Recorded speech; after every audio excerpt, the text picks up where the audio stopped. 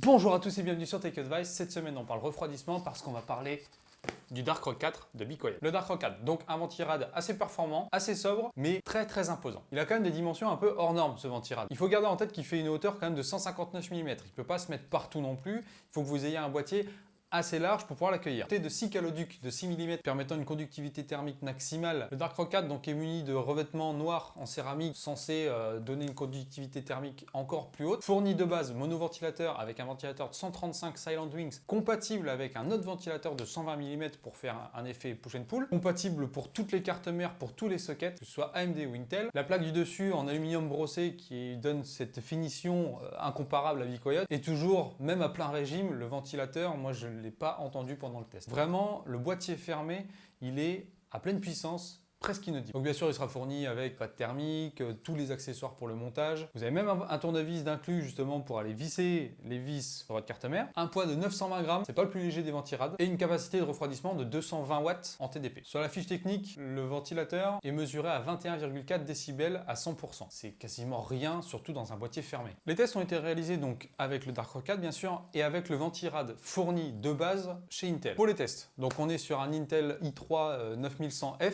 J'ai effectué le stress test grâce au logiciel Asus Realbench pendant une durée de 10 minutes. Les ventilos réglés à 100%. Je vous montre le graphe du Intel. Voilà, on voit que les températures sont assez élevées. Une moyenne de 58,8 degrés, des pointes à 63 degrés. On voit que sur la fin, on recommence à remonter, donc on passe au-dessus de la moyenne. On monte à 61, 62, et je pense que si j'avais continué le test, on serait encore plus haut. On voit que sur le Darkrock, donc les températures sont moins élevées. On gagne à peu près 10 degrés avec un CPU usage à 100%.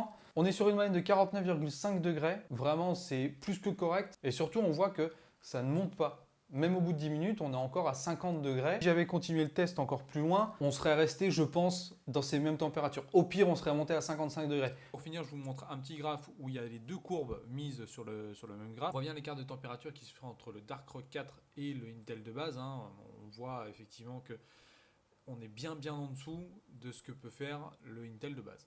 Vous pouvez même améliorer ceci, je pense, en mettant un deuxième ventilateur en effet push and pull, à voir si on gagne vraiment en performance. Un bruit très minime, vraiment, c'est même à pleine charge. Je l'ai quasiment pas entendu, comme je vous dis, j'aurais même pu tourner avec le ventilateur derrière que je pense que vous l'auriez pas entendu. Il fait largement l'affaire, il est beau, il est sobre. Bon, par contre, il est très imposant. Mais bon, la qualité BeQuiet est encore une fois là. Si vous voulez encore plus de performance, vous pouvez basculer sur le Darkrock Pro 4, qui lui est encore plus performant. Vous avez un ventilateur en façade, un au milieu, vraiment, là, voilà, vous avez cet effet push and pull à fond. Il est assez imposant, certes, il faut garder en tête qu'avec ses 159 mm, il rentrera peut-être pas dans tous les boîtiers. Donc pour conclure, moi je trouve que c'est un très bon ventirad, vraiment pour 70 € si vous faites du gaming, du montage, si vous voulez garder votre CPU au frais, vraiment c'est un très bon produit. Pas d'inquiétude là-dessus, si vous voulez investir un petit peu pour être tranquille, vraiment 70 €, c'est pas si cher que ça pour un si bon produit. J'espère que la vidéo vous a plu. Comme d'habitude, je vous mets le lien Amazon dans la description si vous voulez en acheter un. N'hésitez pas à vous abonner à la chaîne pour avoir toutes les dernières vidéos. Suivez-nous sur Twitter, je vais essayer de mettre un max d'actu sur tout ce qui est périphérique hardware, et je vous dis à bientôt dans une prochaine vidéo.